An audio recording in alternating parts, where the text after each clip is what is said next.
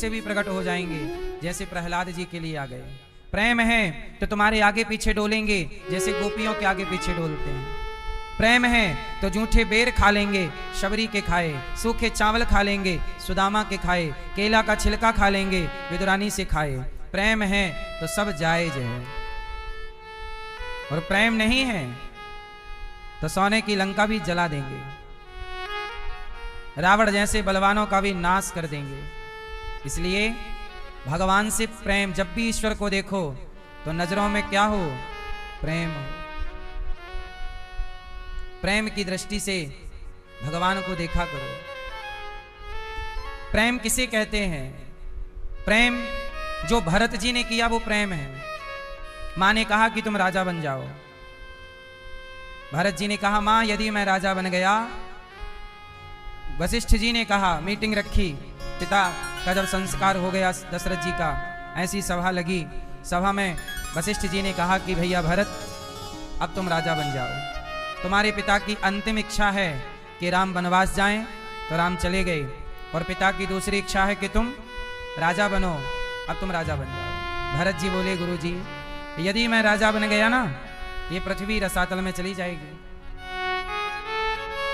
रसातल में क्यों जाएगी? गुरुजी इस पृथ्वी को भी हमसे उम्मीद है, इस धरती को आपसे उम्मीद है कि सब लोग अपना धर्म छोड़ सकते हैं, सत्य बोलना छोड़ सकते हैं, पर आप नहीं छोड़ सकते। इस धरती को आप पर बहुत उम्मीदें हैं। इस धरती को रावण से कोई उम्मीद नहीं है। रावण जैसे लोग तो पराई स्त्री को देख सकते हैं, लेकिन इस धरती को राम से बड़ी उम्मीद है। राम किसी पराई स्त्री को नहीं देख सकते। यदि राम भी पर नारी को देख लेते तो ये धरती तुरंत पाताल में समा जाती, कि जिससे उम्मीद थी उसी ने उम्मीद तोड़ दी। इसलिए इस धरती को उम्मीद रावण से तो नहीं है, इस धरती को उम्मीद राम से है। इसलिए राम मर्यादा पुरुषोत्तम है। भरत जी बोले मैं भी उनका भाई हूं। गुरुजी यदि मैं राजा बन गया तो धरती मां क्या कहेगी? वाह भरत, अपने भैया को वनवास भेजकर और भाई की संपत्ति पर कब्जा कर लिया। ये काम दुर्योधन का है, ये काम आने वाले युग में, आने वाले युग के भाइयों का है कि वो अपने भाई को मारकर कब्जा कर लें, भाई का धन हड़प लें। यदि भरत भी ऐसी करने लग गए तो जो कलयुग में एक भाई ने अपने भाई का मर्डर कर दिया जमीन के लिए, उस भाई में और भरत जैसे भाई में अंतर क्या रह जाएगा? इसलिए मां गुरुदेव मैं ये नहीं कर सकता, मैं अपने भाई को वनवास भेजकर भाई की संपत्ति पे कब्जा नहीं कर सका। यदि मैं बना राजा तो सोचो गुरुजी मैं अभी राजा बना नहीं हूं, केवल राजा बनने की बात निकली तो मेरे बाप की मृत्यु हो गई, अनर्थ हो गया। अभी मैं राजा बना नहीं और राजा बनने की बात हुई तो पूरी अयोध्या की प्रजा रो रही है।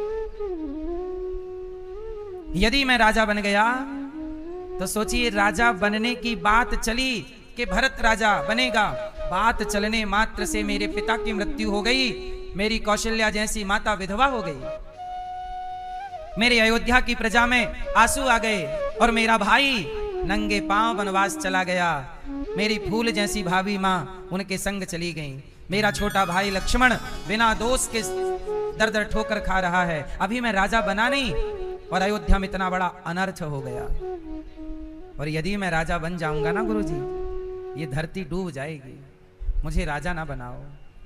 देखो जरा ये क्या था भरत जी का? ये प्रेम है।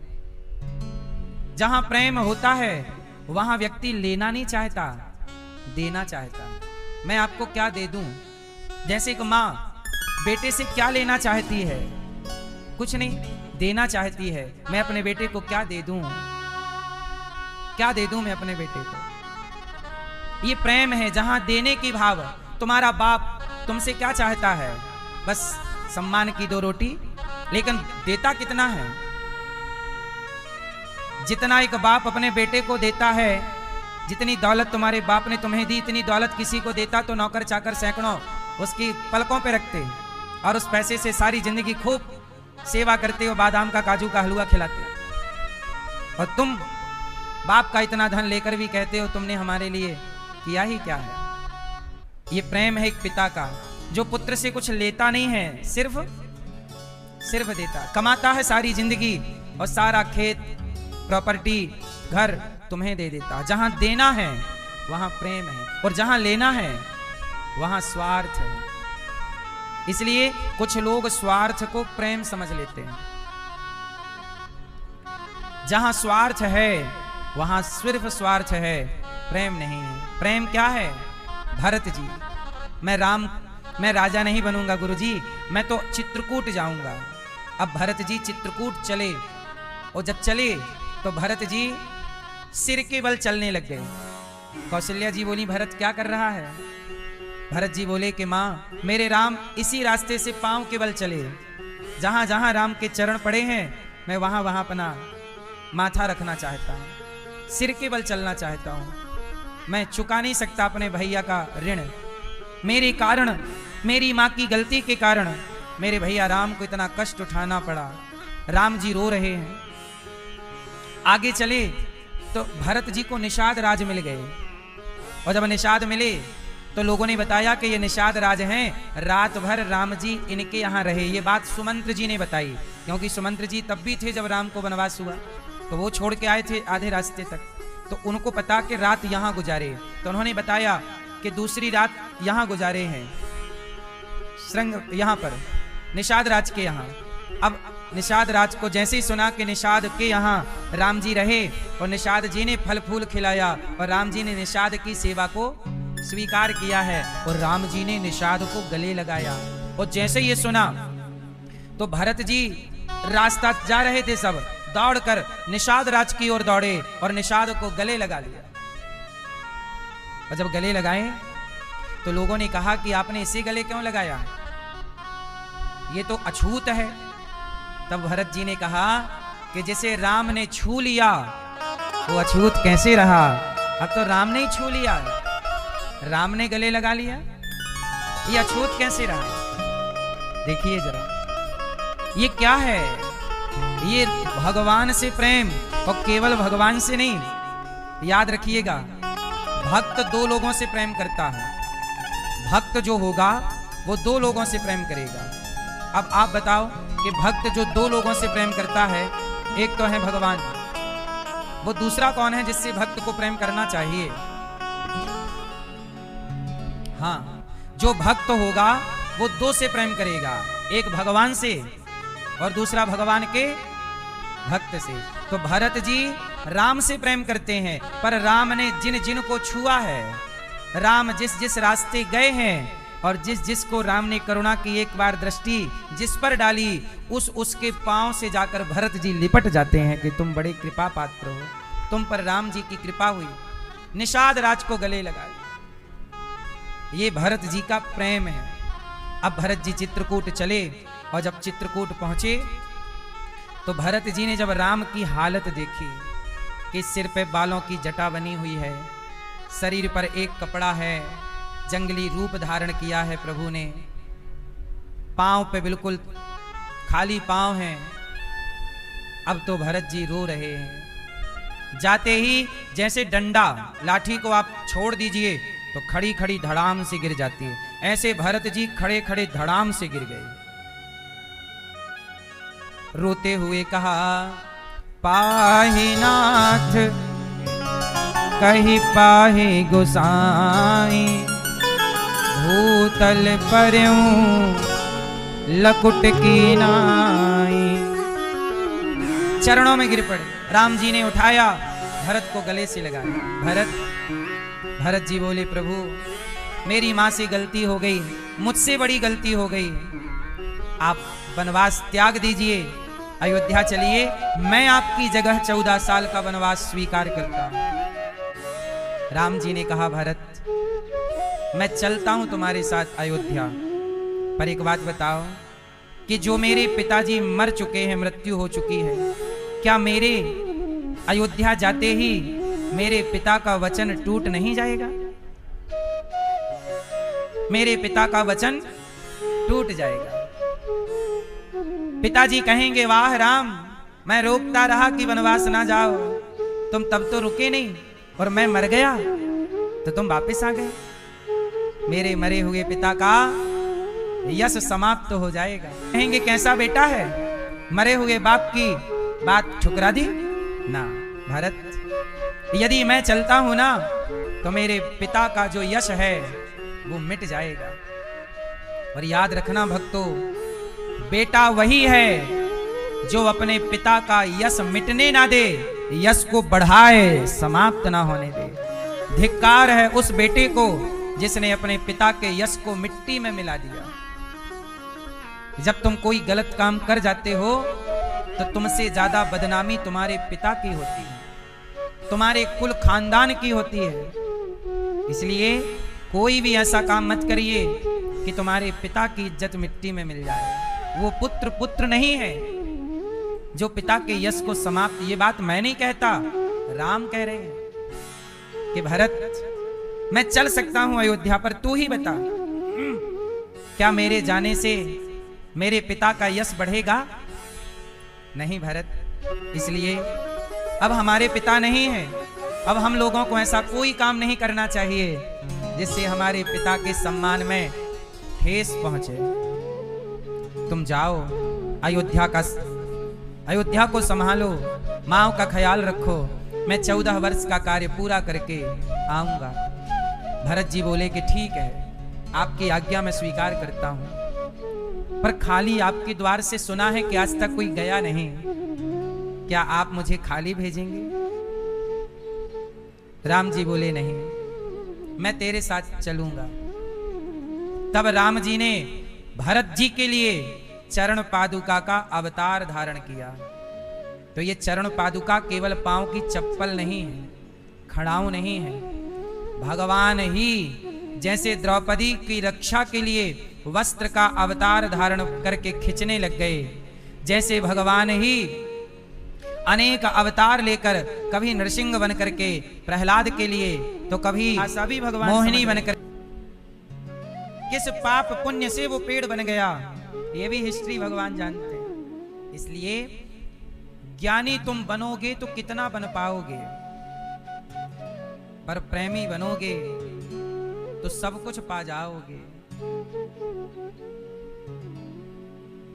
सब कुछ पाना हो तो भगवान को पा जाओ, सब कुछ पा जाओगे। इसलिए गोपियां किसी और के लिए नहीं रो रही हैं। उद्धव जी ज्ञान का घमंड लेकर जब वृंदावन आए, और जैसे ही वृंदावन आए, चले मथुरा से जब कुछ दूर वृंदावन निकट आया, यहीं से प्रेम ने अपना अनोखा रंग दिखलाया।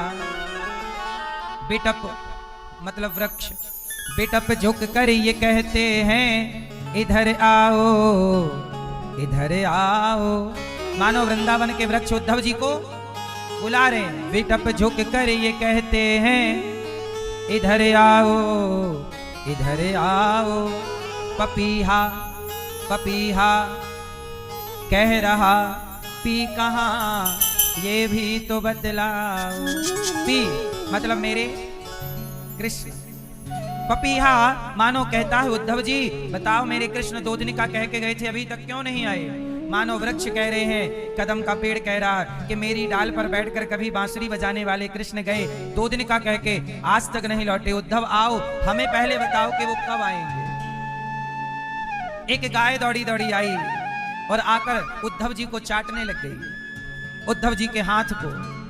तो वहीं उद्धव जी ने कहा भाई ये गाय हमें तो जानती नहीं है, चाट क्यों रही है? तो बगल में खड़ा गाय का जो ग्वाला था मालिक, उसने कहा कि मथुरा से जो भी आता है ना, ये गैया दौड़ के जाके उसे चाटने लग जाती है। क्यों? मानो ये गाय जब कृष्ण गए थे तो कृष्ण को जाते हुए इस गाय ने इसी रास्ते से देखा, तो ये यहीं रहती है और कोई भी आएगा उसके हाथ चाटती है। मानो ये गाय पूछती है क्या हमारे लिए कन्हैया ने हमारा कोई संदेशा पहुंचाया है आपसे? क्या हमारे लिए कुछ कहा है? क्योंकि ये वही गाय है जिसके थन में मुंह लगाकर दूध पी जाया करते थे कन्हैया बछड़े की तरह। इसका नाम है गंगी। गंगी नाम की ये गाय है। जब से गए हैं जंगल नहीं गई, चरने नहीं जाती, यहीं सड़क पे रहती है। कोई भी आएगा खड़ी हो जाएगी, कोई रथ आया उसे लगता है कृष्ण आ गए और घूम घूम के वो देखती है। उद्धव जी ने कहा कि ये गाय कृष्ण का इंतजार कर रही है। हाँ, अब उद्धव जी का ज्ञान पिघलना स्टार्ट हो गया, क्योंकि ये गाय को तो ज्यादा ज्ञान नहीं है, पर ये प्रेमी है, प्रेम करती है। वो कृष्ण के स्पर्श को इसने महसूस किया है। वो कृष्ण का बांसुरी बजाना, गाय चराने जाते तो एक आवाज लगाते, गंगी चलो अब टाइम हो गया। तो गंगी जहां थी मुंह उठाती, दौड़ कर आती, आगे आगे पीछे सारी गैया। और ये आगे आगे जब कृष्ण कभी पेड़ की छांव पर बैठते बांसुरी बजाने, ये जाकर कृष्ण के चरण चाटा करती, कृष्ण के चरणों को चाटती अपनी जिह्वा से। कभी प्रभु के हाथ चाटने लग जाती, कभी भगवान के गालों को चाटती। ये वो गाय है जिसने प्रभु का स्पर्श पाया है, गाय होकर। आज ये कृष्ण के जाने के बाद इसके नेत्रों से केवल जल की धारा है। उद्धव जी बताओ ना, कृष्ण कब आएंगे? उद्धव जी चुप हो गए। क्या कहें कि कब आएंगे, क्या कहें कि वो आएंगे नहीं, मुझे भेजा है, पर गाय की तृप्ति तुमसे तो ना होगी ना। तभी उद्धव जी ने कहा, ये बताओ ये यशोदा मैया कहाँ रहती हैं? मैंने कभी देखा नहीं है। सुना है कि जब से कृष्ण गए हैं गुमसुम रहती हैं। अच्छा आओ। उस ग्वाले ने कहा, चलो तुम्हें यशोदा जी का घर दिखाते हैं। उद्धव जी गए तो यशोदा माँ का घर बिल्कुल वीरान था, शांत। जिस दिन से कृष्ण गए हैं उस दिन से मैया ने कृष्ण के जाने के बाद उस घर में झाड़ू नहीं लगाई। मैया तुमने झाड़ू क्यों नहीं लगाई? यशोदा मैया बोली, झाड़ू लगाऊंगी तो मेरे कृष्ण के जो पांव बने हैं मिट जाएंगे। कृष्ण ने जाते समय ये कपड़ा यहां रखा है, आज भी वो कपड़ा वहीं रखा है, हटाया नहीं, कि ये कृष्ण का स्पर्श है इसमें। आज भी कृष्ण की वो लकड़ी जिसको लेकर जाते, आज भी कृष्ण की वो पुरानी बांसुरी, आज भी जहां की तहां सब चीजें। मां यशोदा जिस पलने पर कृष्ण झूलते थे, जिस झूले पर बैठकर झूलते थे, जिस मटके से मक्खन निकाल कर खाते थे, सब चीजें माने उन्हीं को देख देख कर जब वो मटके को देखती तो वो माखन खाते हुए कृष्ण दिख जाते। जब वो उनकी बांसुरी देखती तो बांसुरी बजाते हुए कृष्ण दिख जाते। और माथे का मुकुट मोर पंख जब पुराना वाला देखती तो वह कृष्ण जब लगाए तो वो दिख जाते। मां यशोदा के पास केवल आंसू हैं, केवल आंसू। मां जिस दिन से कृष्ण गए हैं और नंद बाबा ने ये बताया, यशोदा को दुख इस बात का नहीं है कि कृष्ण चले गए, इससे भी बड़ा दुख तो ये है कि नंद बाबा ने ये बता दिया कि कृष्ण तो हमारा पुत्र है ही नहीं, वो तो वसुदेव और देवकी का है। अब ये सुनते ही तो मां बोली, कन्हैया अब मुझे पता चल गया कि तू मुझे छोड़कर क्यों चला गया। क्यों गया? इसलिए कि मैंने तुझे मक्खन खाने नहीं दिया और तुझे उखल से बांध दिया, इसलिए तू नाराज होकर चला गया है। देखिए जरा मेरी माँ, ना खाने का टाइम ना पानी पीने का टाइम, हर क्षण यादें केवल प्रभु की। ये क्या था? ये प्रेम है। इस प्रेम को हम लोग यदि पाना चाहें तो इस प्रेम की प्राप्ति में हजारों जन्म लग सकते हैं, लेकिन आप चाहें तो इस प्रेम की शुरुआत इस जन्म से कर लीजिए। आज यदि ये प्रेम की शुरुआत होगी, आप प्रभु से प्रेम करना स्टार्ट करेंगे, इस जन्म में कुछ होगा तो अगले जन्म में कुछ अधिक प्रेम कर पाओगे, फिर कुछ अधिक कर पाओगे, और एक दिन वो प्रेम, आपका प्रेम जैसे मैग्नेट चुंबक लोहे को अपनी ओर खींच ही लेती है, ऐसे ही आपका प्रेम मैग्नेट है और एक ना एक दिन आपका प्रेम भगवान को अपनी ओर खींच ही लेगा। अब प्रश्न ये खड़ा है कि भगवान अपने भक्त को मोक्ष जल्दी दे देते हैं, क्या जल्दी दे देते हैं? मोक्ष जल्दी मिल जाता है, पर यशोदा का, गोपियों का ये जो प्रेम है, इस क्वालिटी का, इस कोटि का प्रेम केवल गोपियों को, इस लेवल का प्रेम केवल इस भक्त, इस प्रकार की भक्ति करने वाले भक्त को एक टाइम बाद प्रेम आपको मोक्ष मिल जाएगा, बहुत बड़ी बात नहीं है, पर प्रेम मिल जाए ये बहुत बड़ी बात है। इसलिए भगवान को क्या चाहिए? राम ही केवल प्रेम प्यारा, जान ले जो जान निहारा। मोहन प्रेम बिना नहीं मिलते, चाहे कर लो कोटि उपाय। प्रेम के बिना भगवान नहीं मिले। इसलिए कहता हूं, भगवान की आप लोग पूजा बहुत करते हैं, पूजा कम करिए, प्रेम को बढ़ाइए। पूजा अलग है और प्रेम, आपको लगता है हमने जल तो चढ़ा दिया, हमने पुष्प तो चढ़ा दिया, हमने मिठाई तो चढ़ा दी, हमने भगवान का श्रृंगार तो कर दिया, हमने भगवान की सेवा तो कर ली, भोग तो लगा दिया, ये सब कुछ आपने कर लिया, पर यदि ये सब कुछ करते समय आपके अंदर प्रेम नहीं है तो ये सब कुछ व्यर्थ है। इसलिए भगवान वस्तु की चाह नहीं रखते कि तुम हमें नारियल दो, मिठाई दो, पैसा दो, ना, ये सब वस्तुओं की चाह नहीं है। क्या चाहते हैं? केवल प्रेम। अच्छा, कैसा प्रेम?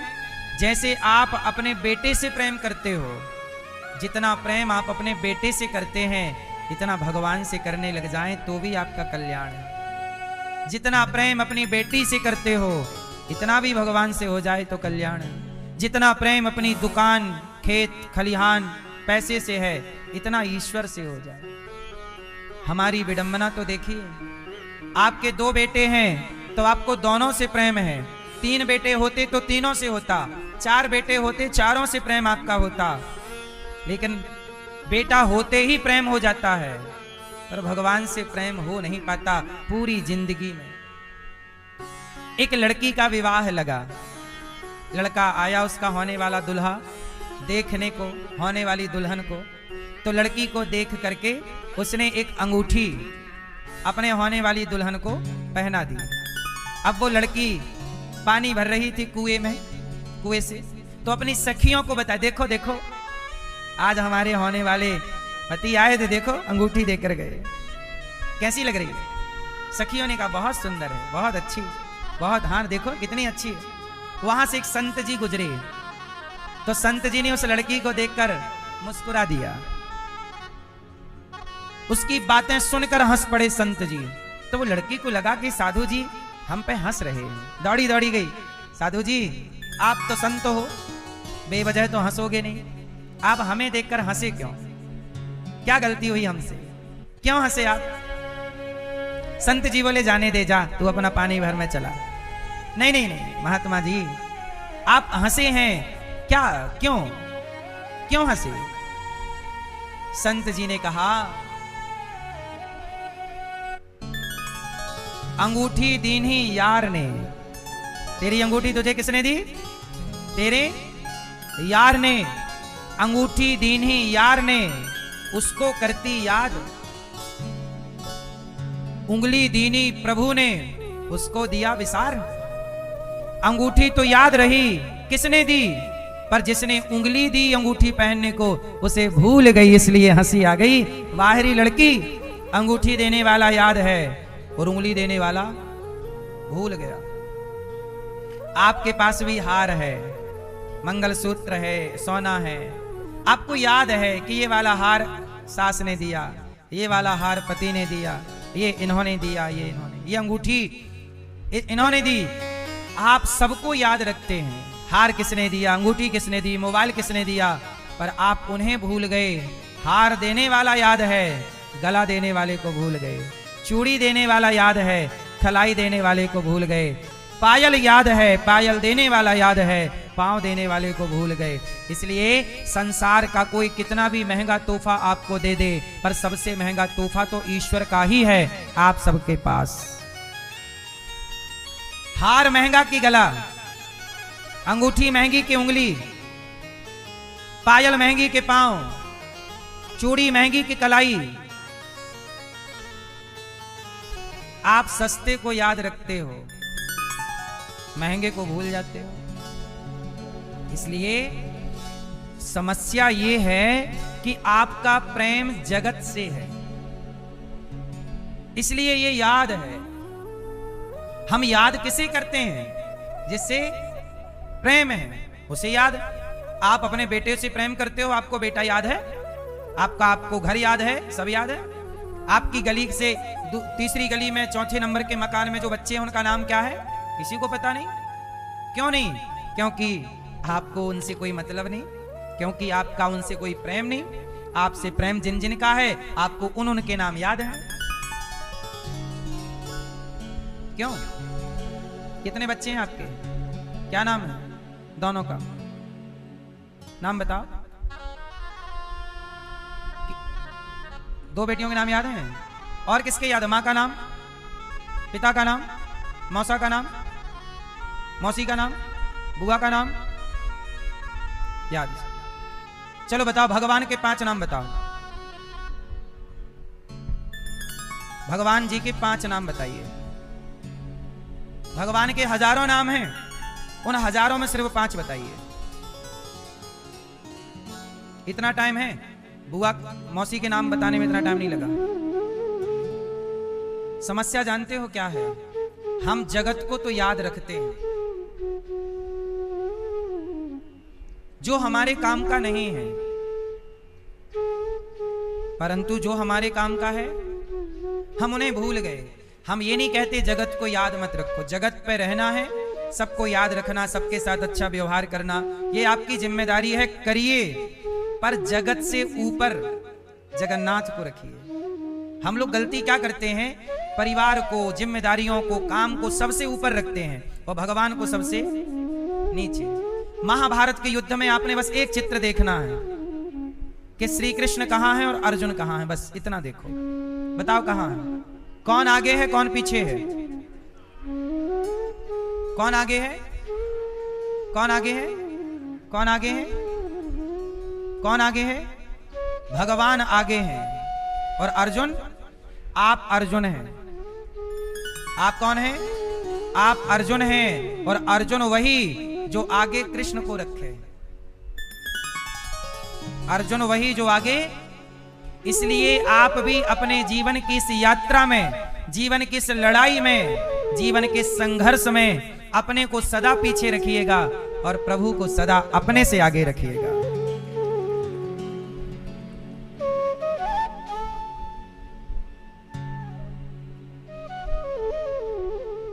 सुनो बेटा, आप अपने किसी 4 लोगों का नाम बताओ। आप अपने, जिनसे आप बहुत लगाव प्रेम रखते, 4 लोगों का नाम फास्ट। आप 4 लोगों का नाम बताइए जिनसे आपको बहुत लगाव प्रेम है। दादाजी चश्मा वाले, आप 4 लोगों का नाम बताइए जिससे आपको ज्यादा लगाव प्रेम है। फास्ट।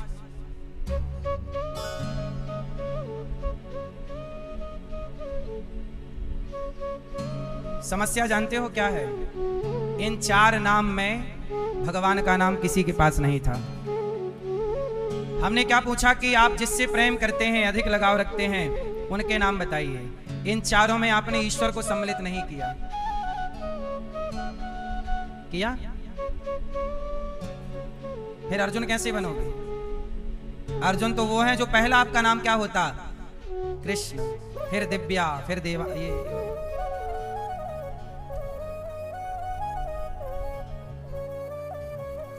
जीवन में पहले नंबर पे भगवान को रखिए।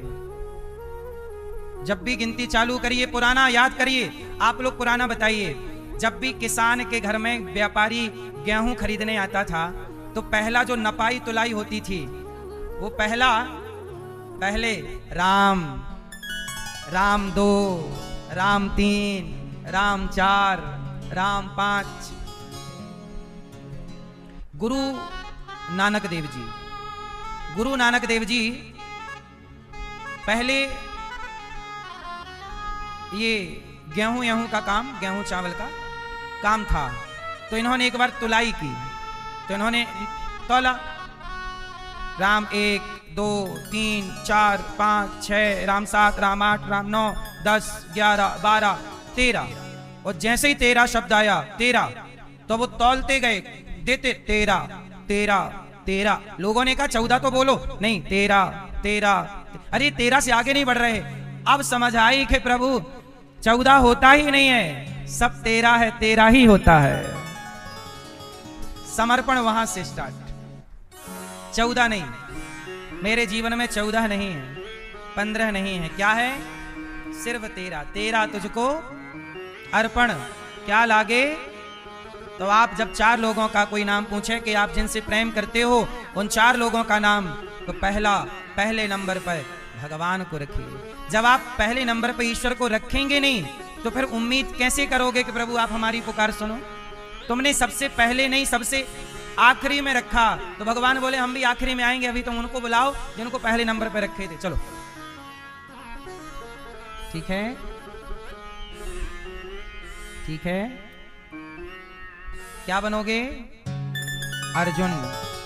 अर्जुन कौन है? जो श्री कृष्ण को आगे रखे और स्वयं को। इसलिए ये दास अनिरुद्ध को आपने देखा नहीं, 6 दिन से 7वां है आज। देखो हमारे प्रभु हमसे आगे हैं, और ये दास हम केवल कहते नहीं, पहले जीवन में उसको उतारते हैं, फिर आपको निवेदन करते हैं।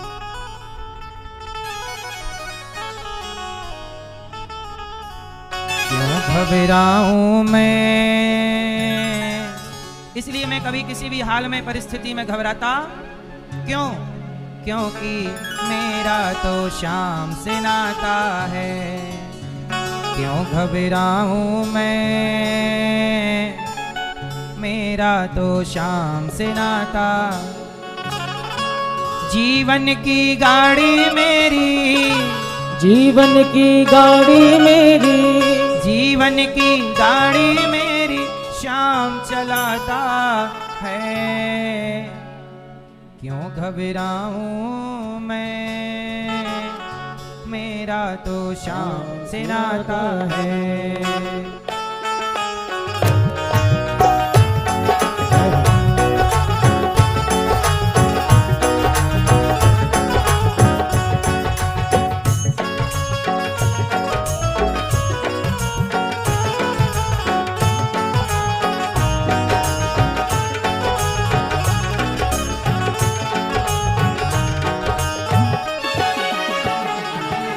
घबराऊं मैं, मेरा तो शाम से नाता है। ओ घबराऊं मैं, मेरा तो शाम से नाता है। क्यों घबराऊं मैं, मेरा तो शाम से नाता है। क्यों घबराऊं मैं, मेरा तो शाम से नाता है। जीवन की गाड़ी मेरी, जीवन की गाड़ी मेरी, जीवन की गाड़ी मेरी शाम चलाता है। क्यों घबराऊं मैं, मेरा तो शाम से नाता है। क्यों घबराऊं मैं, मेरा तो शाम से नाता है।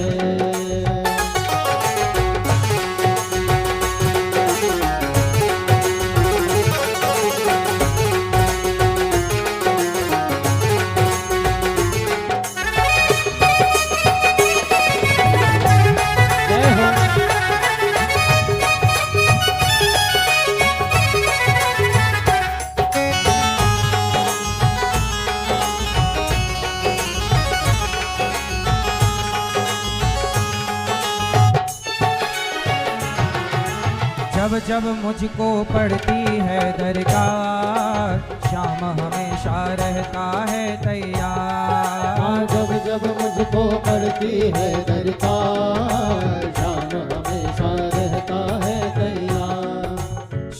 ने मुझ पर किया बहुत उपकार, श्याम ही मेरे जीवन का आधार। श्याम ने मुझ पर किया बहुत उपकार, श्याम ही मेरे जीवन का आधार। हरदम ये मुझ पर अपना, हरदम ये मुझ पर अपना, हरदम ये मुझ पर अपना प्यार लुटाता है। क्यों घबराऊं मैं, मेरा तो श्याम से नाता है। क्यों घबराऊं मैं, मेरा तो श्याम से नाता है।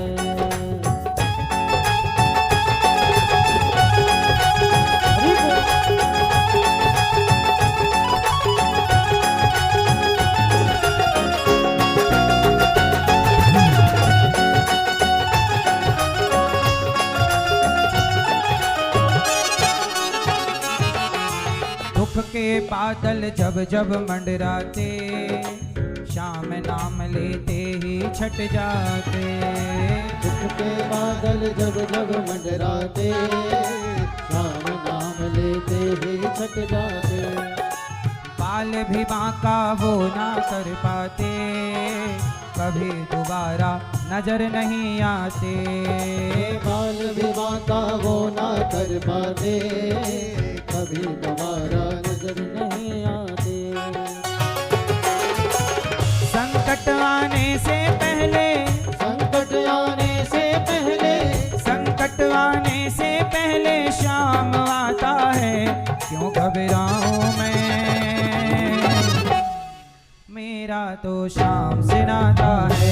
क्यों घबराऊं मैं, मेरा तो श्याम से नाता है।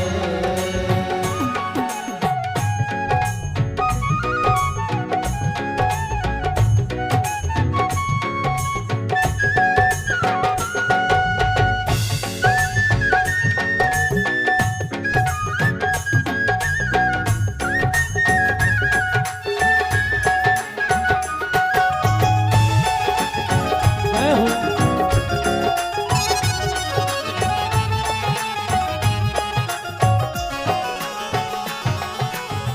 जब श्री कृष्ण का संदेशा लेकर उद्धव जी आए, गोपियों ने कहा, प्रभु क्या हमें छोड़कर चले गए, अब नहीं आओगे? जब नहीं आए तो गोपियों को लगा अब तो प्राण निकल जाएंगे। तब कहा कि ना सखी, मरना मत, वो आएंगे। मेरे मन में आता जो भी ख्याल, श्याम व्यवस्था करते हैं तत्काल। मेरे मन में आता जो भी ख्याल, श्याम व्यवस्था करते हैं तत्काल। हरदम मुझको ये ही रहे संभाल, श्याम कृपा से मैं हूँ बड़ा खुशहाल। हर पल मुझको ये ही रहे संभाल, श्याम कृपा से मैं हूँ बड़ा खुशहाल। जिसके लायक ही नहीं मैं, जिसके लायक ही नहीं मैं, जिसके लायक ही नहीं मैं, वो मिल जाता है। क्यों घबराऊं मैं, मेरा तो श्याम से नाता है। क्यों घबराऊं मैं, मेरा तो श्याम से नाता है। क्यों घबराऊं मैं, मेरा तो श्याम से नाता है। क्यों घबराऊं मैं, मेरा तो श्याम से नाता है। जीवन की गाड़ी मेरी, जीवन की गाड़ी मेरी, जीवन की गाड़ी मेरी, श्याम चलाता है। क्यों घबराऊं मैं, मेरा तो श्याम से नाता है। क्यों घबराऊं मैं, मेरा तो श्याम से नाता है। क्यों घबराऊं मैं, मेरा तो श्याम से नाता है। क्यों घबराऊं मैं, मेरा तो श्याम से नाता है। क्यों घबराऊं मैं, मेरा तो श्याम से नाता है। इसलिए परिस्थितियां कैसी भी हों, प्रेम भगवान से हो। गोपियों के पास उद्धव जी आए, मां यशोदा से बात करते सुबह हो गई। गोपियों से उद्धव जी ने कहा कि आप रोया क्यों करती हो? गोपियों ने कहा हम कृष्ण की याद में रोती हैं। बोले कृष्ण तो सब जगह है। बोले नहीं, हमें सब जगह के कृष्ण से मतलब नहीं है। जो कृष्ण हमारे हैं, जो हमारे संग रहे, वो कृष्ण बुलाओ। उद्धव जी बोले अब ध्यान लगाओ। ध्यान लगवाया। उद्धव जी ने कहा कि नहीं। गोपियों ने कहा नहीं उद्धव जी बोली तुम्हारे भगवान तो जिनके लिए रो रही हो वो तो कण कण में है। तो गोपियां बोली जरा दिखाओ कण कण में, हमें दर्शन कराओ। कण कण में है ये बता तो सकते हैं आप, ईश्वर कण कण में है, कह दिया जाए कि दिखाओ। गोपियां बोली हम देख रही हैं। उद्धव जैसे ज्ञानी गोपियों के प्रेम के आगे शून्य हो गए।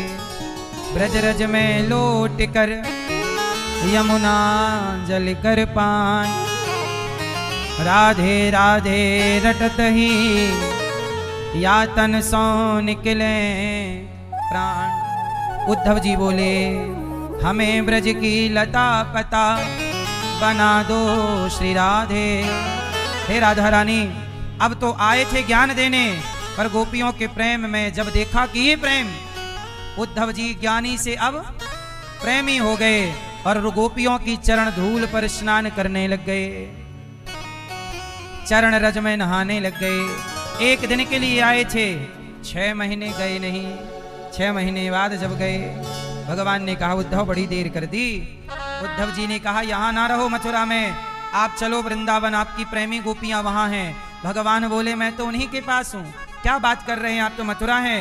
भगवान बोले गोपियां मेरे से प्रेम करती हैं, इसलिए मैं उन्हें कभी एक पल के लिए छोड़ता नहीं हूं। केवल आपके ज्ञान के अहंकार को मिटाने के लिए सिर्फ लीला थी, वरना मैं यशोदा से कभी दूर होता, ना कभी अपनी गोपियों से, ना वृंदावन धाम से। भगवान कभी ब्रज से गए नहीं। मैंने एक दिन आपको समझाया ना कि यशोदा के भी एक पुत्र हैं और देवकी के भी एक पुत्र, तो 2 भुजी यशोदा के हैं और चतुर्भुजी देवकी के। तो जो यशोदा नंदन है वो कभी वृंदावन से गए ही नहीं। उद्धव जी अक्रूर जी जिन कृष्ण को लेकर गए और जिन्होंने कंस को मारा और जो द्वारिका गए, वो देवकी पुत्र हैं। यशोदा का लाला तो आज भी वृंदावन से कभी प्रभु बाहर गए नहीं। ये केवल प्रेम कैसे किया जाए, आप कैसे जानोगे कि प्रेम क्या है? गोपियों के अंदर जो तड़प है, जो कृष्ण को पाने की चाह है, वही प्रेम है। जैसे एक स्त्री किसी से प्रेम करे, कोई लड़का कोई लड़की एक दूसरे से प्रेम करे और उसको पाना चाहे, तो ये तो सांसारिक प्रेम है। इस प्रेम में स्वार्थ है, लड़का लड़की के प्रेम में। जैसे एक स्त्री पुरुष एक दूसरे के लिए तड़पते हैं, जब यही तड़प भक्त की भगवान के लिए जाग जाए, उसी का नाम है प्रेम। संसार में जो है, अब जैसे आजकल के लड़का लड़की प्रेम करते हैं, अब बताओ ये लड़का लड़की, सच बताओ, स्कूल कॉलेज में नहीं प्रेम चलता है, ये बताओ ये लड़का लड़की प्रेम करते हैं, इनमें प्रेम है या नहीं? एक लड़की ने कहा आई लव यू, लड़के ने भी कहा आई लव यू, फिर आई लव यू 2 4 5 8 100, यहां तक बातें जाती हैं। ये बताइए कि इनका जो प्रेम है आई लव यू 100, ये प्रेम है कि केवल शब्दों में है? क्या है? हम हमेशा एक बात कहते हैं, याद कर लीजिएगा, कोई आपसे प्यार क्यों करेगा? कोई आपसे प्यार, बोल दो, कोई आपसे प्यार, जोर से, कोई आपसे प्यार क्यों करेगा? कोई आपसे प्यार नहीं करता। आप सुंदर हैं, आपका फेस अच्छा है, चमड़ी अच्छी है आपकी, आप गोरे हैं, सुंदर हैं, आपका लुक अच्छा है, तो आपको आई लव यू कहने वाले ज्यादा होंगे। आप थोड़ी कम सुंदर हैं तो आपको आई लव यू कम मिलेंगे। आप बिल्कुल सुंदर नहीं हैं तो देखो ना, कुछ लड़कियों की शादी ही नहीं हो रही है। जब आई लव यू तो फिर उस लड़की के लिए क्यों नहीं आई लव यू निकल रहा है? किसी किसी की शादी नहीं हो रही है। क्यों नहीं हो रही है? दिखने में अच्छी नहीं है। इसलिए आई लव यू आपके लिए नहीं था, आपकी चमड़ी के लिए, सुंदरता के लिए। इसलिए कोई आपसे प्यार नहीं करता, आपके बदन, आपके शरीर से प्यार है। और वो शरीर से भी प्यार तब तक है जब तक उसकी हवस पूरी नहीं हो जाती। जैसे चिंगम को चबाते हैं, मुंह पे तब तक रखी जाती है जब तक उसमें कुछ निकलता है, रस, मिठास, तो रखी जाती है चिंगम। और जब उसका रस खत्म हो जाता है तो थूक दी जाती है।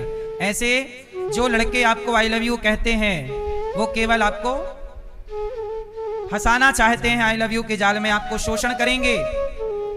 और इसी बहाने लव जिहाद हमारे देश में खूब चलता है। मुसलमान लोग हिंदू नाम रख के और हिंदू लड़कियों को फंसाते हैं और प्यार के नाम पर उनका ले जाके शादी वादी के नाम पर विदेशों में बेच देते हैं। क्योंकि अब लड़की मुसलमान से टच में आ गई तो माँ बाप समझाएंगे कि बेटा वो गलत है, वो माँ बाप की तो मानेगी नहीं, तो वो उसको जिहादी ले जाएगा। और वहां ले जाने के नाम पे माँ बाप का टच खत्म हो गया। अब देखने वाला कोई नहीं, 2, 4, 5, 10, 20 लाख में तुम्हें विदेशों में लड़कियां, भाई लड़कियां तो दुनिया भर में बिकती हैं।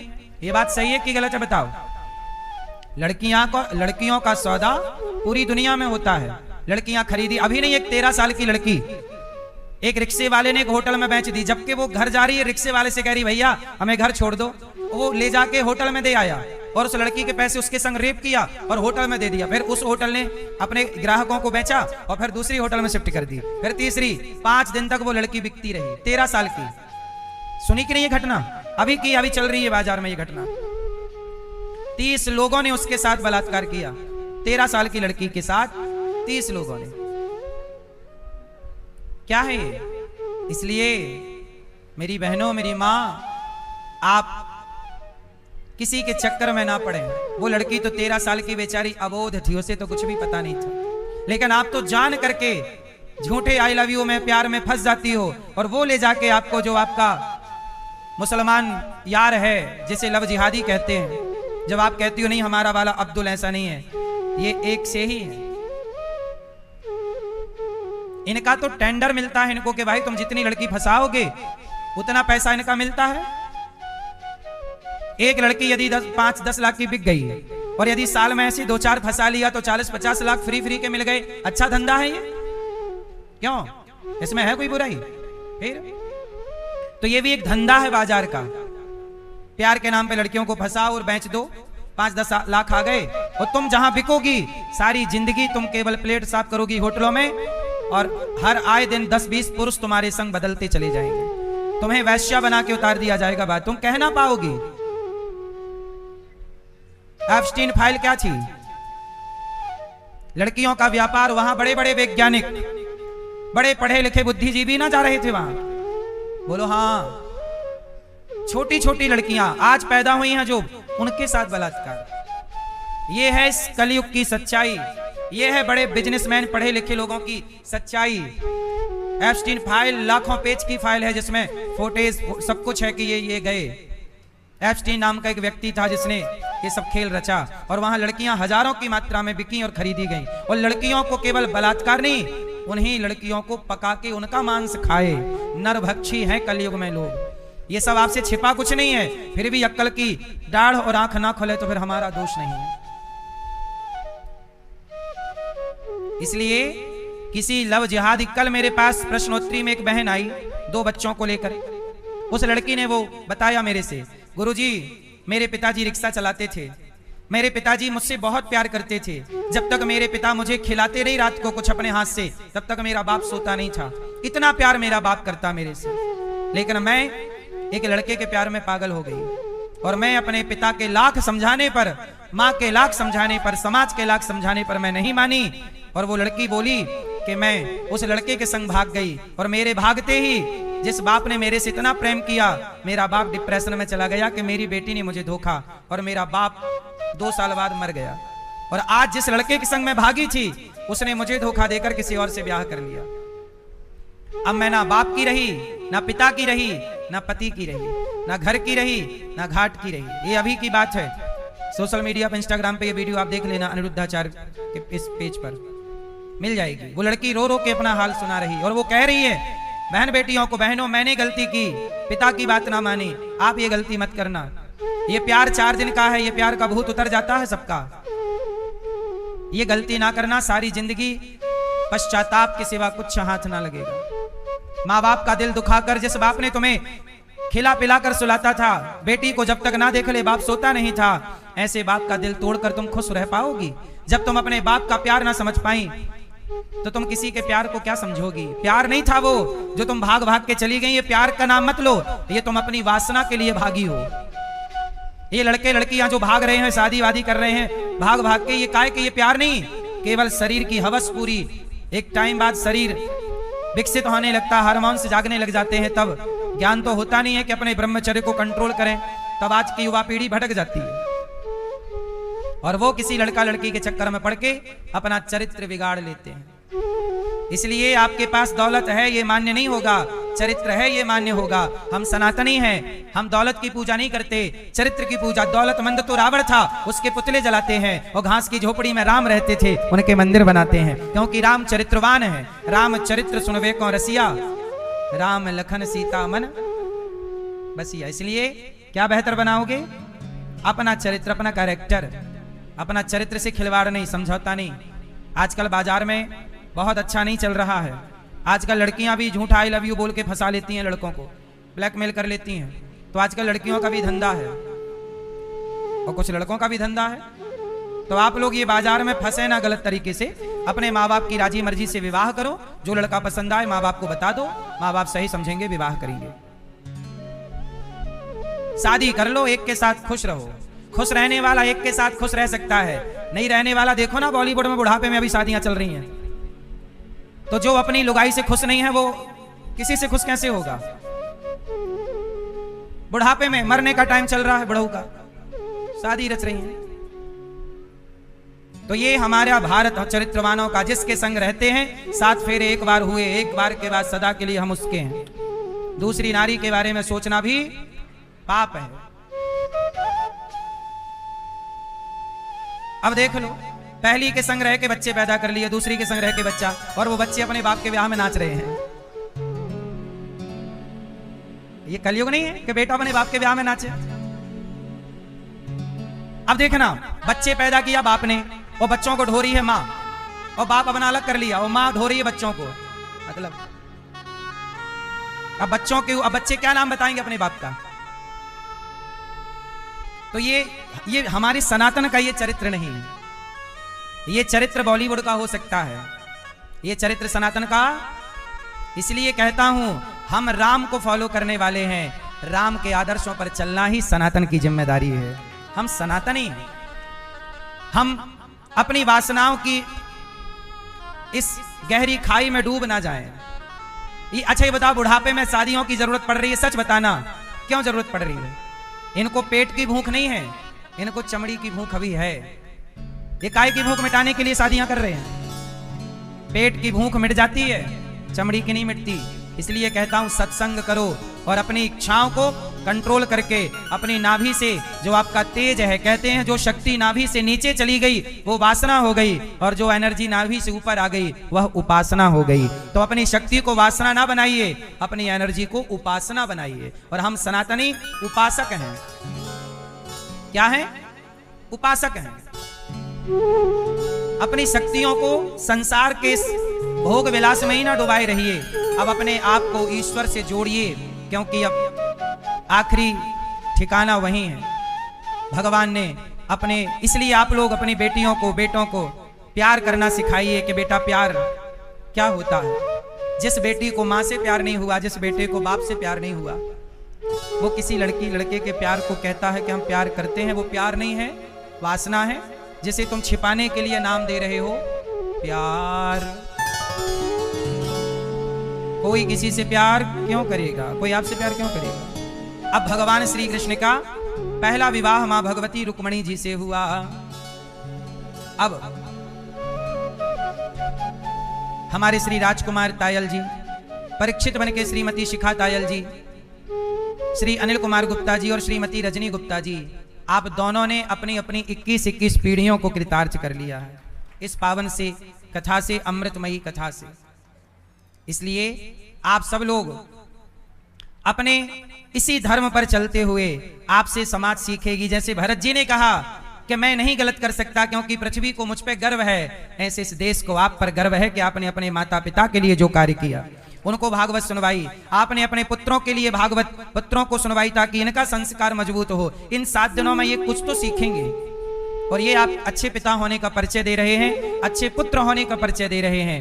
अच्छे भारतीय का परिचय यही है कि आप अपने बच्चों को, अपनी पीढ़ियों का भी आपने उद्धार किया, बच्चों को भी संस्कार इस कथा से मिल ही गए 7 दिनों में कुछ ना कुछ, और आपकी आने वाली पीढ़ी भी आपके पुण्य से खुशहाल रहेगी। कहते हैं बाढ़े पूत पिता के धर्मा, माँ बाप के पुण्य से पुत्रों में वृद्धि होती है। भगवान आप सबको स्वस्थ और सुखी रखें। स्वर्गीय श्री राम विलास तायल जी, स्वर्गीय श्री जगदीश चंद्र गुप्ता जी की स्मृति में आपने सुंदर सा ये आयोजन कराया। पुत्र अजय मेघा तायल जी, रोहित दिव्या तायल जी, अनुश्री पल्लव गर्ग जी और राजश्री प्रखर प्रताप सिंह जी, रितिका गुप्ता जी, आप सबका बहुत बहुत साधुवाद। आप लोगों ने कुछ सीखा कि नहीं कथा से? क्या सीखा? बैठ जाइए। हाँ, समस्त तायल एवं गुप्ता परिवार का साधुवाद। हितकारी उपभोक्ता भंडार मोदी नगर गाजियाबाद नोएडा से आप आए, पूरे परिवार का स्वागत वंदन अभिनंदन। भगवान आप सबको सुखी रखें, खुश रखें। अभी यहाँ भागवत जी के आज पाठ पूरे हुए। 19 तारीख से पुनः यहाँ भागवत जी के पोथी पाठ होंगे। आप भी भागवत जी के पोथी पाठ अपने पितरों की शांति, सुख शांति, समृद्धि के लिए करा सकते हैं। जीवन में भागवत जरूर सुनना चाहिए, सबको सुनना चाहिए। तो भगवान के विवाह कितने हुए? पहला विवाह रुक्मणी जी से, दूसरा विवाह भगवान का जामवंत की बेटी जाम्बवती से, तीसरा विवाह भगवान का सत्यभामा से, चौथा विवाह यमुना जी से, पांचवा विवाह मित्रविंदा से, छठवां विवाह सत्या, सातवां भद्रा, आठवां लक्ष्मणा।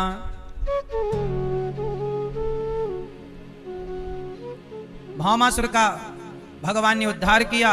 16,100 कन्याएं भौमासुर के बंधन में थी। एक भौमासुर नाम का एक व्यक्ति था, उसने 16,100 कन्याओं को बंदी बना लिया और बंदी बना के बोला मैं तुम सबसे विवाह करूंगा। कन्याओं ने भगवान को पत्र लिखा कि प्रभु आप हमारी रक्षा कीजिए। भगवान कृष्ण सेना लेकर गए और भौमासुर को मारा और कन्याओं को मुक्त किया। अपने अपने घर किराया भाड़ा लो। कन्याओं ने कहा प्रभु अब आप ही बताइए कि हमें कौन स्वीकार करेगा। इसलिए अब हमें लोग कहेंगे कि तुम तो परपुरुष के पास रहकर आई हो। जब सीता जी को लोगों ने कहने से नहीं छोड़ा तो भला हमें और आपको कैसे छोड़ देंगे? इसलिए हमें कोई स्वीकार नहीं करेगा, इसलिए आप हमसे विवाह कर लो। भगवान बोले तुम 2-4 होती तो कर भी लेते, 16,000 हो, 16,100। तब भगवान से सबने कहा प्रभु आप हमें स्वीकार नहीं करेंगे तो हम मर जाएंगे। तो जिन कन्याओं को समाज स्वीकार नहीं करता, अपमान की दृष्टि से देखता, ऐसी नारियों को समाज में सम्मान के साथ जीने का भगवान ने अधिकार दिया। और भगवान के टोटल विवाह हो गए 16,000। कितने विवाह?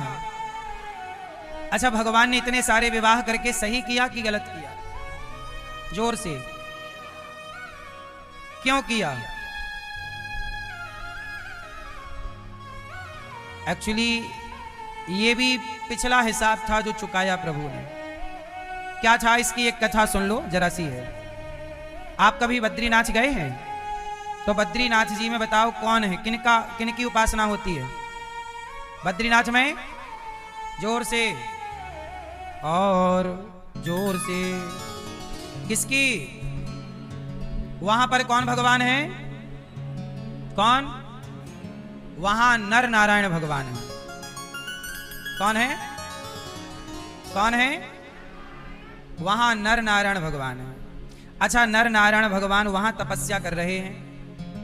एक दिन क्या हुआ कि भगवान नर नारायण भगवान की तपस्या को भंग करने के लिए देवताओं के राजा इंद्र ने अपने स्वर्ग की सारी अप्सराओं को भेज दिया। स्वर्ग की अप्सराएं उस समय थी 16,100। सारी अप्सराएं चली गईं और नर नारायण भगवान के पास गईं तो भगवान नारायण के पास जाके वो नाचने गाने लग गए। अप्सराओं का यही काम। पहले साधु संतों की तपस्या भंग करना हो तो इंद्र क्या करते? अप्सराओं को भेज देते। पहले साधु संतों की तपस्या अप्सराएं भंग करती थीं, आजकल भी कुछ लड़कों की पढ़ाई कुछ अप्सराएं भंग कर रही हैं। अप्सराएं कहीं गई नहीं है, तब भी थी, आज भी हैं। बस आपको बच बच के चलना है अप्सराओं से। तो आपको किससे बच के चलना है? अप्सराओं के चक्कर में ना पड़िएगा भैया। किसके चक्कर में नहीं पड़ना? क्यों भैया, आप पढ़े तो नहीं किसी के चक्कर में हैं? नहीं, ये बगल वाले सही बता, खा मां कसम के नहीं पढ़े, फिर सही है। आजकल के लड़के चक्कर में पढ़ के अपना पढ़ाई वढ़ाई भी बिगाड़ लेते हैं, पूरा भविष्य जीरो कर लेते हैं। चक्कर में ना पढ़ो। तो ये सब चाल रहती है देवताओं की। आजकल तो लोग यही षड्यंत्र करते रहते हैं, फंसाना है किसी को बस। देवताओं के राजा ने 16,100 अप्सराएं भेज दी, जाओ। अब वो आई नाचने लग गई ताता थैया करके। भगवान नारायण तपस्या कर रहे थे, पायल की आवाज सोनी लग, कोई गड़बड़ है। आंख खोल कर देखी तो 16,100 कन्याएं, सुंदर सुंदर सुंदर। भगवान ने देखा और आंखें बंद कर ली। भगवान समझ गए कि ये इंद्र जो है, कोई जरा तपस्या करने लग जाए, इंद्र घबरा जाते हैं कि गई अपनी आसन, ये तपस्या करके कहीं इंद्र ना बन जाए। इसलिए आप लोगों को ज्यादा पुण्यात्मा इंद्र नहीं बनने देते। ज्यादा भक्ति पूजा करने लग जाओगे तो मन भटकाने लग जाएंगे देवता। इसलिए तुलसीदास जी ने कहा कि और देवता चित्त न धरई, हनुमत जेय सर्व सुख। देवता भटकाने वाले होते हैं, इन्हें अपनी कुर्सी का डर सताने लग जाता। तो सारी अप्सराएं गईं, भगवान ने आंखें खोल ली। काहे नाच रही हो? जाओ, तुम्हारे नाच का यहाँ कोई प्रभाव नहीं है, जाओ। इंद्र ने भेजा है, जाओ इंद्र से कहना हमें कोई इंद्र का पद नहीं चाहिए। भगवान के तो ऐसे रोम रोम में करोड़ों इंद्र डोल रहे हैं, जाओ। उन अप्सराओं को जब प्रभु ने कहा तो भगवान ने अपनी जंघा पर एक हाथ मारा ऐसे। तो जैसे ही जंघा पर एक हाथ प्रभु ने स्पर्श किया तो एक सुंदर सी स्त्री अप्सरा भगवान की जंघा से प्रकट हो गई, उर्वशी।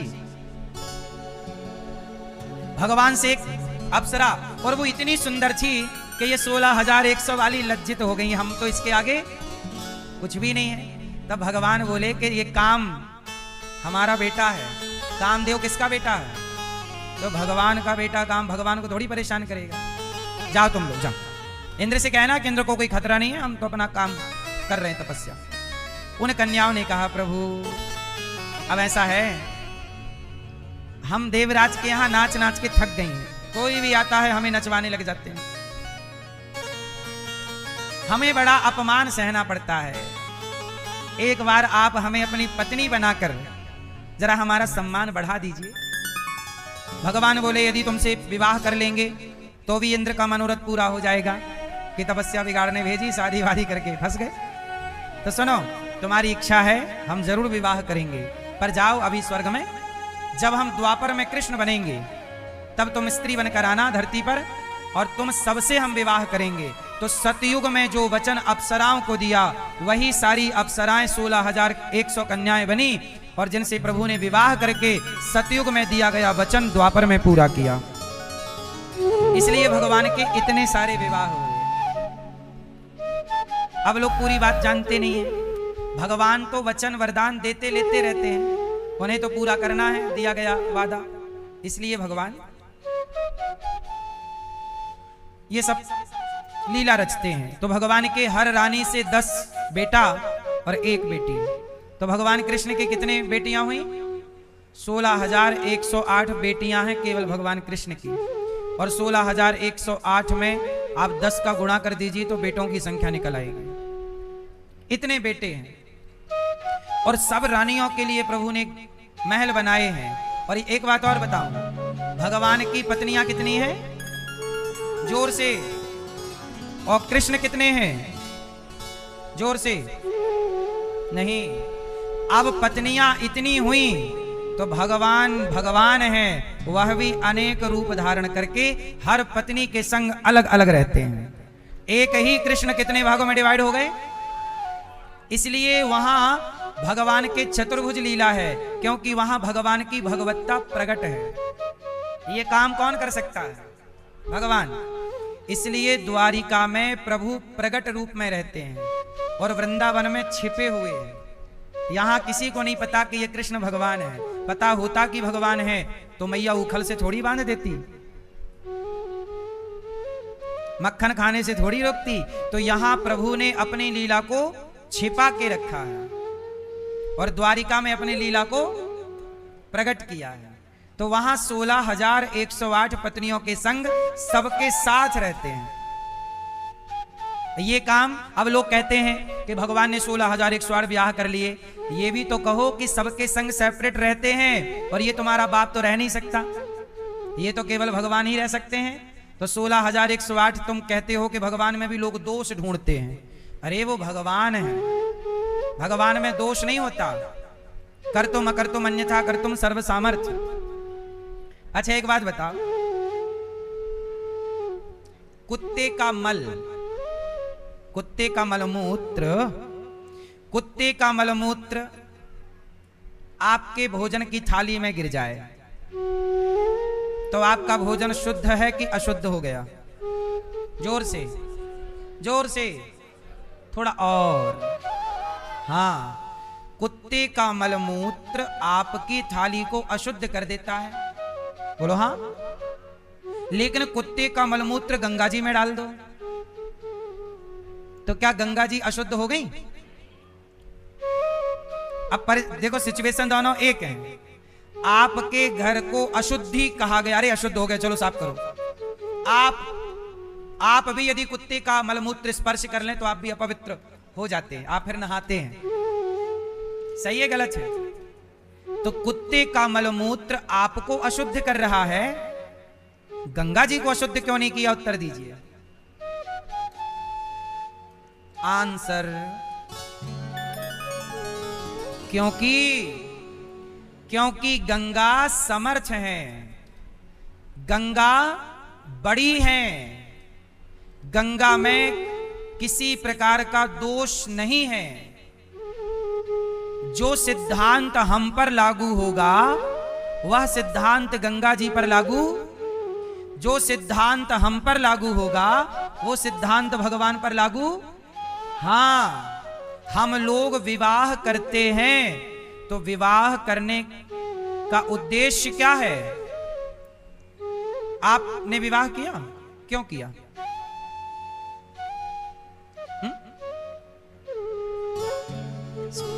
सब कर रहे हैं, अपन भी कर लो। भैया बताएंगे हमारे, आपने विवाह किया? आपने तो हमारी तरफ देखना ही छोड़ दिया। चलो आपसे पीछे चश्मा वाले भैया, आपने ब्याह किया? क्यों किया? क्यों किया आपने ब्याह? नहीं किया, मना कर रहे हो। क्यों किया? कारण बताओ। कर लिए, पता ही नहीं क्यों किया। बगल वाले भैया का हो गया? पूछो। नहीं होगा? करोगे?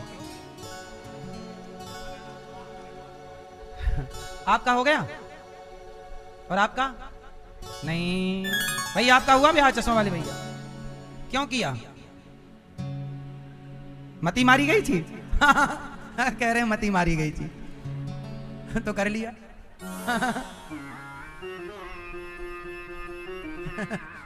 आपने किया ब्याह भैया? आप नहीं किए? करोगे? क्यों करोगे? ब्याह क्यों किया जाता है ये बताएंगे हमारे भैया। आपने ब्याह किया? क्यों किया है?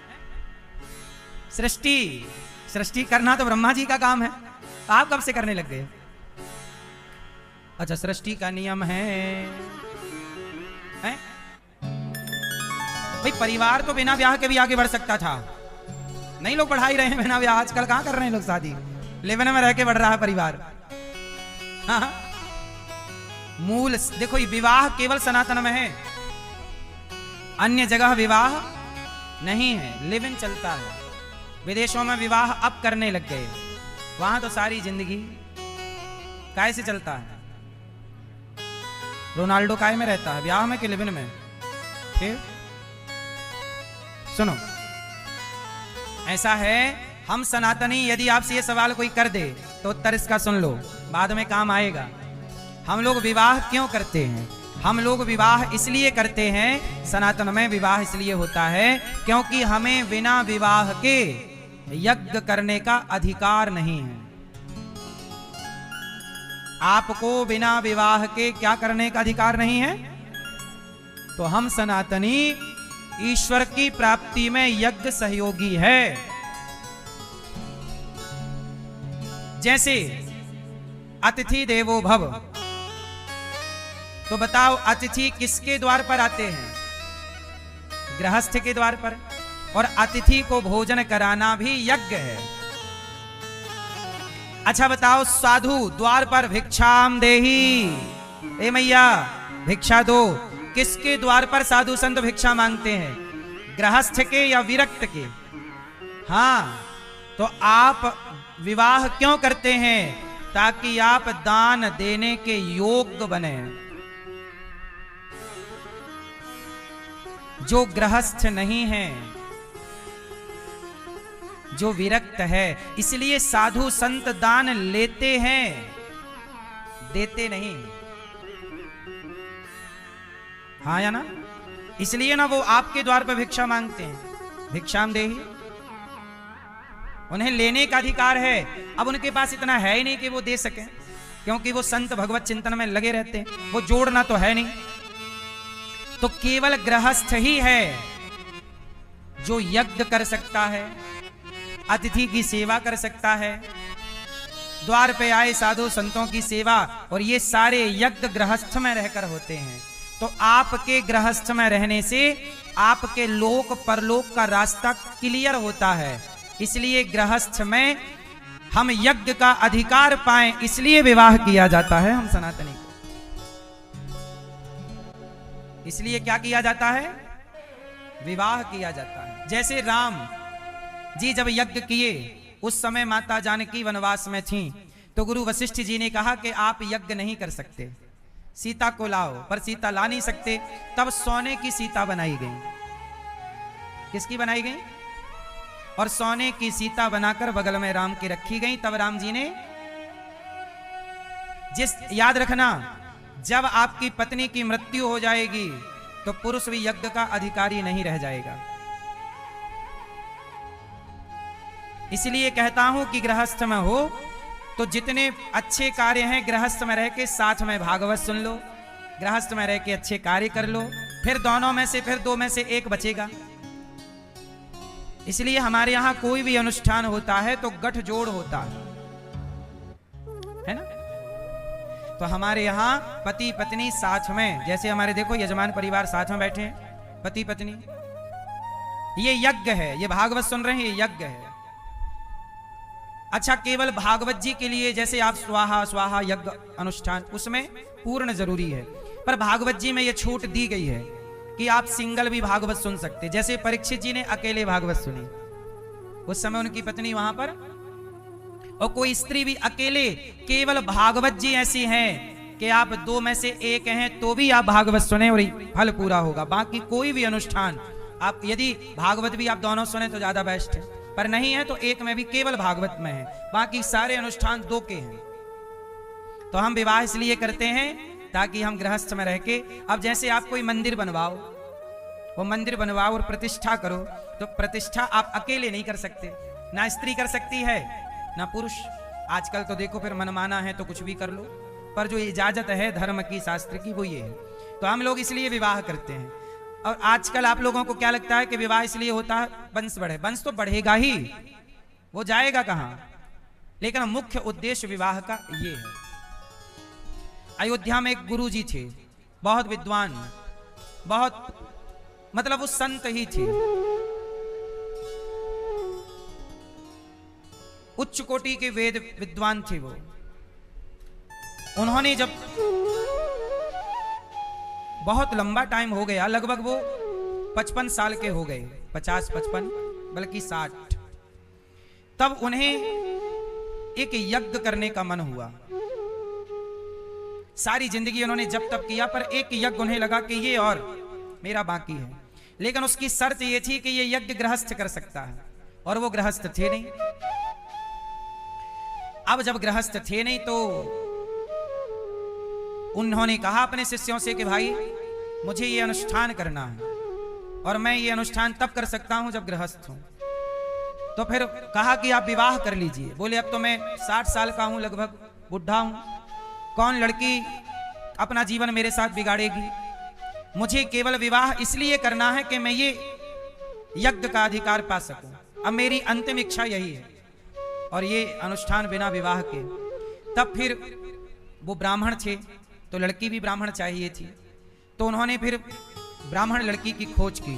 तो सब लड़कियों को वो ये बताए कि आपका विवाह केवल एक यज्ञ की पूर्ति के लिए होगा, आपको उनसे कोई शारीरिक सुख नहीं मिलेगा, क्योंकि वो भोगी विलास के भाव से तो विवाह करना नहीं चाहते और 60 वर्ष के हैं, तो शारीरिक सुख की कामना ना हो, केवल उनके उस यज्ञ में आप सहभागी बने, इसके लिए यदि आपको विवाह करना है। तो बहुत सारे पिताओं ने मना कर दिया कि भाई अपनी लड़की ऐसे नहीं दे सकते। कुछ लड़कियों ने मना कर दिया कि भाई हम बुढ़े के साथ, अब सब तो नहीं समझ सकते कि वो श्रेणी क्या है। पर एक लड़की तैयार हुई जिसके माँ बाप भी तैयार थे और वो तैयार हुई। अच्छा, उनके शिष्य पूज्य राघवाचार्य जी का आपने नाम सुना होगा, पूज्य विद्या भास्कर जी, ये लोग उन गुरुजी के शिष्य, मतलब इनके भी गुरुजी। आपका मित्र आया है कन्हैया निहारो, निहारो कौन आया है, जरा देखो हमें। कुचैलम मलिनम क्षामम ध्वजम धमनि संततम। फटे पुराने कपड़े पहनकर द्वारपाल ने जाकर कहा प्रभु कोई आपका मित्र आया है। भगवान बोले क्या नाम है? अरे वो अपना नाम, वो उसकी हालत बड़ी खस्ता है, फटे से कपड़े हैं, हड्डी हड्डी दिख रही है, सांवला सा है और ना सिर पे कपड़ा ना पांव पे जूता चप्पल है ना, और नाम क्या है? सुदामा। और जैसे ही प्रभु ने नाम सुना सुदामा मेरा मित्र, दौड़ पड़े सुदामा सुदामा सुदामा, दौड़ रहे। भगवान खुश। रुक्मणी जी को लगा कौन आया, ब्रह्मा जी आए तो ऐसे कभी ना दौड़े, ये किसके लिए दौड़ रहे? सुदामा। पीछे पीछे सब दौड़ पड़े। सुदामा जी को लगा बड़ी देर हो गई, आए नहीं, लगता कन्हैया बड़ा आदमी हो गया, अब हमें पहचानेगा तो है नहीं, अब चलना चाहिए, बड़ी देर हो गई। लोग बड़ा मजाक उड़ा रहे हैं। सुदामा जी ने जाना स्टार्ट किया, 4 कदम बढ़े थे कि कान में आवाज आई सुदामा, मित्र सुदामा। पलट कर देखा तो दौड़ रहे थे श्री कृष्ण, वही घुंघराले से बाल, वही सुंदर सी छवि, वही छटा। दौड़ करके भगवान ने सुदामा को अपने हृदय से लगा लिया। सुदामा कहाँ जा रहे थे तुम? सुदामा ने कहा प्रभु आपने बड़ी देर लगा दी, अच्छा ये बताइए आपने हमें पहचाना कि नहीं? श्याम सुंदर बोले मित्र, कोई अपने बचपन के मित्र को भूल सकता है? तुम मेरे मित्र हो, तुम्हारे संग ही मैं गुरु जी के यहाँ रहकर उज्जैन में लकड़ी काटने जाता, गुरु जी की गैया चराने जाता, हम दोनों ही तो भिक्षा मांगने जाते थे, भूल गए? हाँ हाँ मैं नहीं भूला, तुमसे पूछ रहा हूं तुम भूल तो नहीं गए ना? मित्र मैं नहीं भूला। जब गले लगाए सुदामा को तो सब देखकर हक्का बक्का हो गए कि भाई कौन है ये? सुदामा जी से कहा, प्रभु ने हाथ पकड़ के चलो। सुदामा जी ने कहा नहीं नहीं आज्ञा दो, अब मैं जाऊं। कहां जाना है? घर। अरे मैं तुम्हें कुछ देना चाहता हूं। सुदामा जी ने कहा प्रभु सारे संसार के आगे आपने मुझे गले लगाकर जो सम्मान दिया है, इससे बड़ी कोई दौलत हो नहीं सकती, आपने सब दे दिया, अब मुझे जाने दो। नहीं नहीं नहीं, ले गए। देख सुदामा की दीन दशा, करुणा करके करुणा निधि रोए। नेत्रों के जल से चरण धोए भगवान, और चरण धो करके सुदामा जी के, रुक्मणी जी से चरण जल मांगा, नहीं ला पाई जल, नेत्रों के जल से चरण पखारे। कहा मित्र मेरे लिए भाभी ने क्या भेजा? पोटरी छिपाने लगे, सुदामा जी से छीन ली और मुट्ठी भर चिवड़ा देखा, पहली मुट्ठी उठाई और भगवान ने सुदामा ने क्या दिया? अन्नदान। मुट्ठी भर भाई सुदामा ने उतना दिया जितना सुदामा जी की हैसियत थी, और जब सुदामा ने अपनी हैसियत से दिया तो भगवान ने भी विश्वकर्मा को बुलाया, आओ मेरे मित्र की हैसियत 4 मुट्ठी चावल देने की थी, जाओ सुदामा का घर सोने चांदी से भर दो, जाओ विश्वकर्मा जी बनाओ सुदामा का घर। इनकी हैसियत इतना देने की थी, पर मेरी हैसियत तो, भगवान का भक्त जब अपनी हैसियत से देता है तो भगवान भी अपनी हैसियत से देते हैं। इसलिए कहता हूं कि शुरुआत आपको करनी पड़ेगी। जब सुदामा ने दिया तो सुदामा को भगवान ने भी दिया। भगवान सिर्फ लेते नहीं हैं, भगवान मुट्ठी भर आपने दिया तो भर भर के भगवान ने विश्वकर्मा को भेज दिया। अच्छा, सुदामा जी ने कितनी मुट्ठी चावल दिए? 4। सुदामा जी ये कहना चाहते हैं कि प्रभु 4 में धर्म अर्थ काम मोक्ष सब आपको समर्पित है, मेरा कुछ नहीं। सुदामा ने 4 मुट्ठी क्यों दिए? क्योंकि उस समय सुदामा जी के पास था ही इतना। सुशीला 4 घर से इतना ही मांग कर लाई थी, जितना मिला पूरा पूरा दे दिया। भगवान कहते हैं सुदामा ने 4 मुट्ठी नहीं दिया, सुदामा ने अपना सर्वस्व दे दिया। ऐसे जब भक्त सर्वस्व अर्पण करता है तो भगवान भी उसके लिए सर्वस्व अर्पण कर देते हैं। इसलिए कहता हूं मेरी मां, भगवान करुणा निधान है। इतना सा अन्न देकर सुदामा जी ने इतना धन पा लिया। आपसे भी मेरी यही विनती है कि आप भी जीवन में अन्नदान करें, जीवन में विद्या का दान करें, जीवन में किसी की हेल्प जरूर करिए। भगवान की प्रसन्नता किससे है? मैं पेट भर खा जाऊं इससे भगवान की प्रसन्नता नहीं है, बल्कि मैं खाने से पहले किसी भूखे को पेट भर खिलाऊं, इससे भगवान की प्रसन्नता है। एक जंगल में लगी आग, सारे पशु पक्षी गए भाग, पर एक चिड़िया चोंच में पानी भर भर के जंगल की आग में डाल रही थी। कौआ बोला भाग जा, जल जाएगी। चिड़िया बोली जिस जंगल में पली बढ़ी दाना खाई उसे जलता हुआ देखकर कैसे भागूं? मैं तो पानी डाल रही हूं आग में, क्या तू बुझा पाएगी? चिड़िया से कौआ बोला क्या तू जंगल की आग बुझा पाएगी? चिड़िया बोली चोंच में इतना पानी तो नहीं कि जंगल की आग बुझा पाऊं, पर जब इस जंगल का इतिहास लिखा जाएगा तो मेरा नाम आग लगाने वालों में नहीं, आग बुझाने वालों में लिखा जाएगा।